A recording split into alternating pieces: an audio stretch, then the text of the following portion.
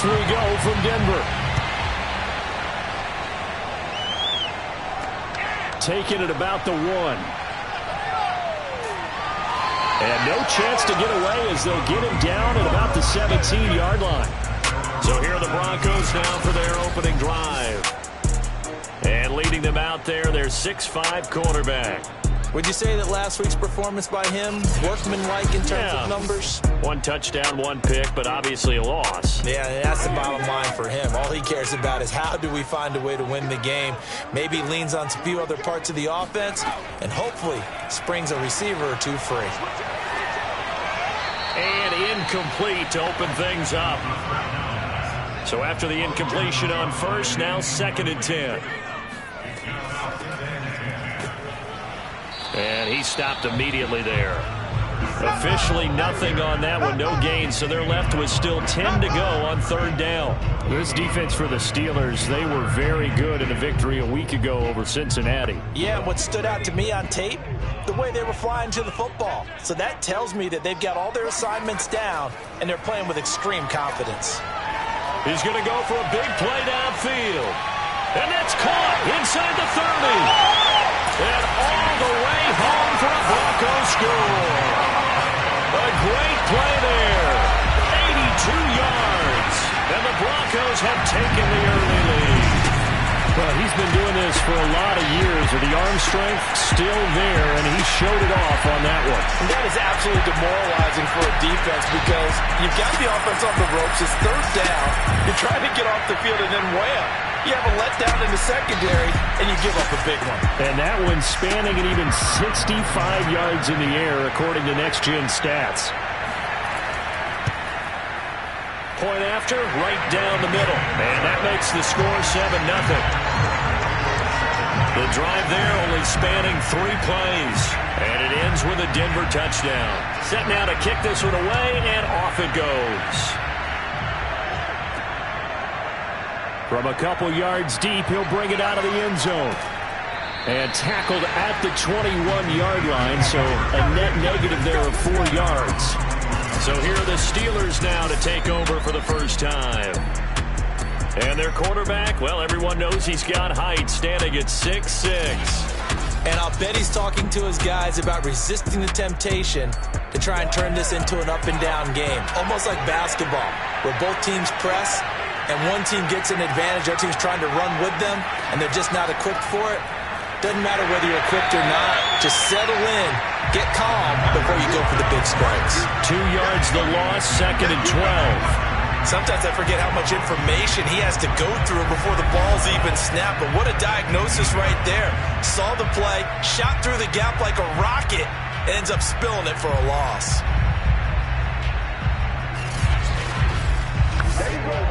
So the opening play of the drive goes backwards. Now they'll come up on 2nd and 12. Out of the shotgun, they'll run with Davis. And this one also slow in developing as he's maybe getting back here to the line of scrimmage, but not much more than that.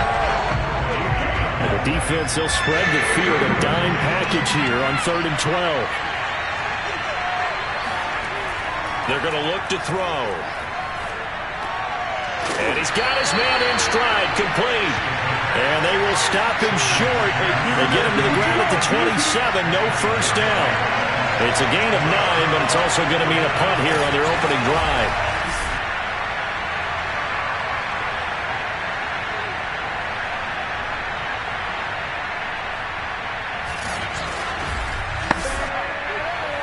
The Steelers send out their punter now, as he's on to punt for the first time this afternoon. They only punted twice in the win last week as he gets this one away. So a change of possession here on the punt. And the Broncos take over, first down and 10. So now the second drive offensively coming up for the Denver Broncos. 3-5 is where they sit on the year. A very uneven start. It's certainly not an ideal position to be in at the halfway point of the season. CD, do you see an avenue where they can still be a playoff team, or is that ship sailed? Well, since you took... And the Steeler pressure too much here. He's going to go down. It looks like a 12-yard loss there on the first down sack.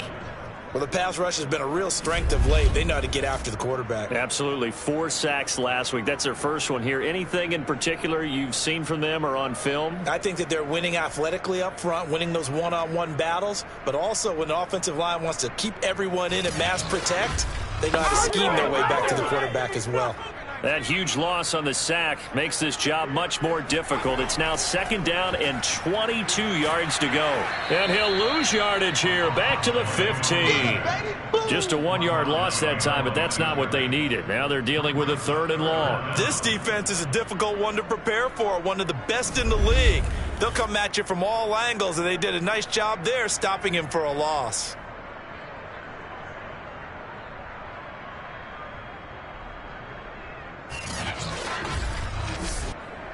So it's 3rd and long, and defensively not a real surprise. They're in the dime. They'll drop to throw. Throwing for his running back, and he's got him complete. He did his best to just get 4 out of that, but not enough. And now 4th down. We can make this one pretty simple. Locked up all of his progressions downfield, forced to get it to his running back. But how about the way they ran to the football and knocked him down to force a 4th down? The Broncos send out their punter now as the drive goes backwards, so he's on to punt it away. And last week in the loss, 5 punts as he gets this one away. Fair catch called for and made at about the 32-yard line. So possession goes over here on the punt. And the Steelers will go on offense here, 1st and 10. So Pittsburgh retakes the field for their 2nd offensive possession. 5-3, their record at the halfway point. And you have to imagine that there are folks saying, hey, if we do that again in the 2nd half, we're 10-6 and we're a playoff team. I do think, though, that they have a couple things working against them. And number one, the schedule, that's going to toughen up a bit because they've got some division games down the stretch, and those are always difficult. Number two, you know they've got to stay healthy. That's the key to getting to the playoffs and winning in the playoffs. But they've got a shot at it. This is a good football team. And he'll be taken down, but not before he gets into enemy territory. Another catch for him there on this drive, Brandon. And it looks like they're going to utilize him out of the backfield any way they can. And that time they pick up a 1st down. So now on defense, do you assign a man to him and try and cover him before he gets going?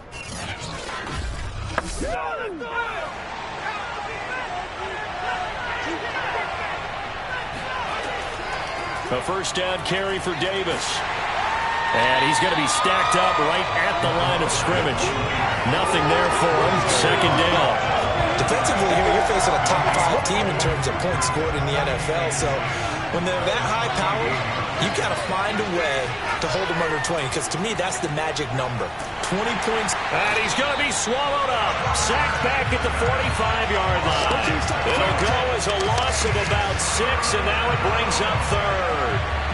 You call plenty of games in your career. Do you believe in momentum, my man? I do, and I think we're seeing it right here. No, there's no doubt about it. The run that he's been on. How about that? 3 sacks in a game a week ago, and another one right here. Oh, he's feeling it in a big way.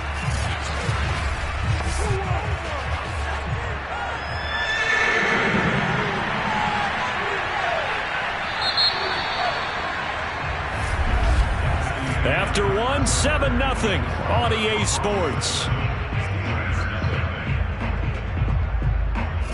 Steeler football here to begin quarter number 2. As they've got it with a 3rd down and long coming up. He'll drop to throw. And he's caught on the sideline, but he's not going to have a 1st down. They say he was out of bounds, so a big call there that brings up 4th.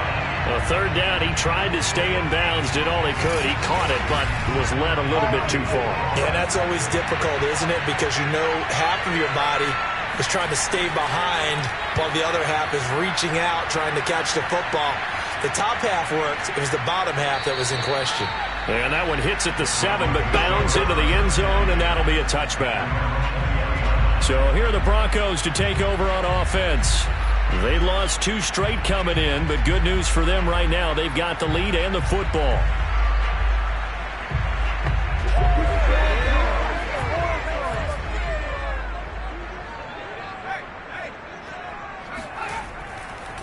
And to give this time to the tailback. Fights forward for only about a yard up to the 21. 2nd and 9 now from the 21. Off the play fake, he'll look to throw. He's going to loft one deep left side here. And that is caught one-handed. Oh, my, he pulled it in. And all the way home for a Broncos score. Sometimes you just got to marvel at how these guys can throw the football. He gave that everything he had, and it was right on the money. And I'm telling you, nothing will light up a crowd more than a play like that. Here in the stadium, all eyes were on the receiver streaking downfield, and you know everyone was thinking, throw it, he's open. What a connection there for the touchdown. And that throw, wow, 72 yards in the air, according to Next Gen Stats. Extra point right down the middle, and it's now 14-0. The quick strike ability certainly intact there. 2 plays, 80 yards to score it.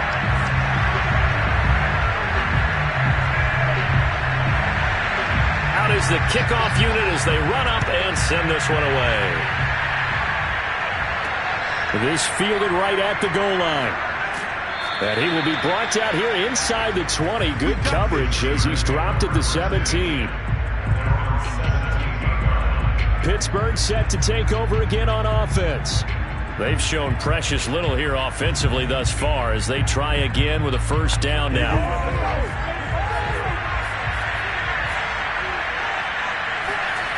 They'll come out throwing here to start the drive.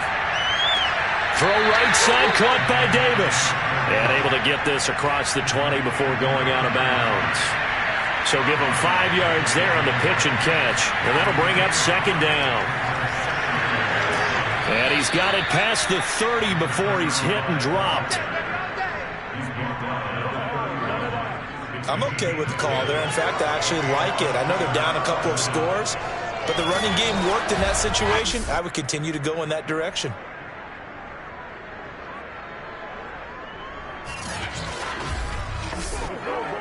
Line of scrimmage, the 31 now on 1st and 10. They'll run with Davis. And he'll maneuver his way forward for about 4. 2nd and 6.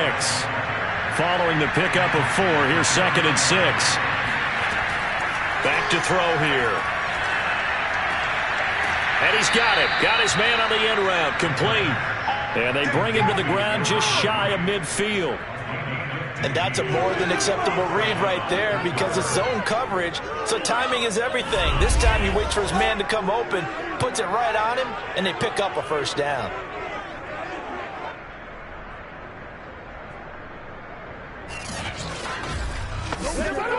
This offense finding its legs now. Here's another 1st and 10. From the gun, a give to Davis. And he's got it across midfield and into Denver territory. The first down run got 5. Here's 2nd and 5.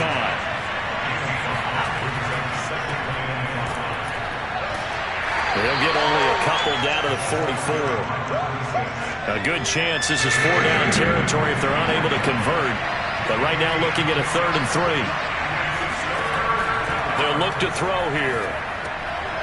Firing quickly here, and that's complete. And he'll be brought down with the first down after a gain of about 11 as that takes us to the 2-minute warning. Coming up at halftime, I'll go from one personality, that's you, Charles Davis, to another one in Orlando, the coach. He'll have stats and scores from around the NFL. You and Jonathan Coachman both larger than life. No doubt about it. But you're stuck with me in this booth, yes, and he's miles away and smiling. And happy. 2nd and 1. He finds his man, complete. It's Porter. And he'll go out of bounds in the red zone just inside the 20. That was a route run not just with dexterity, but with intelligence. Found the hole in the zone, made sure the quarterback saw him, and was able to make the sure catch and flip the down marker back to 1. Inside the red zone here, they'll look to throw. Got a man, and he hits him in stride. And they'll work this down to the 15 for a pickup of 4. Creeping up on a minute to play in this first half.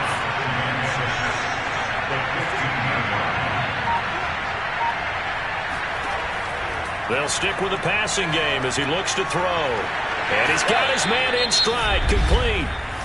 Now the Steelers use the first of their 3 timeouts as they get the stoppage with a little over 50 seconds to go in the first half. They'll look to throw again. And it's intercepted at the goal line. Picked off with great anticipation. And the Broncos will take over here at their own 14-yard line.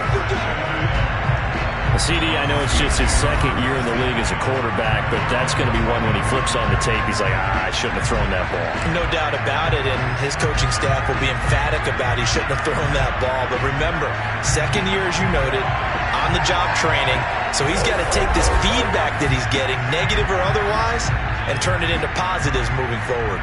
The Broncos going to go on offense now late in this first half. And with a 2-score lead already, they may just look to get this thing to the locker room.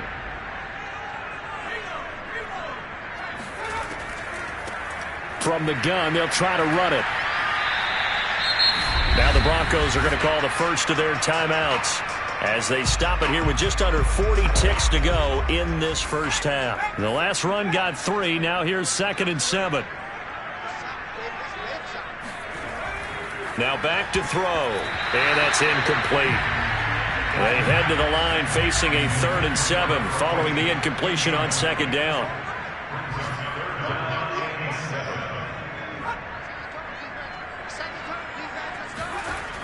Looking to throw.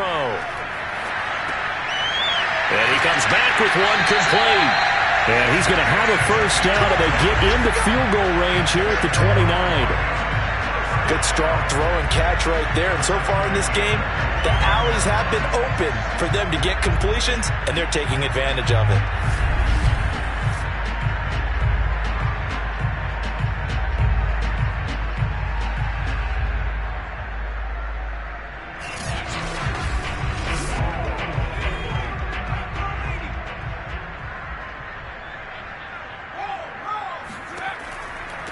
Here's a handoff out of the gun. And this will go as a short gain on what will be the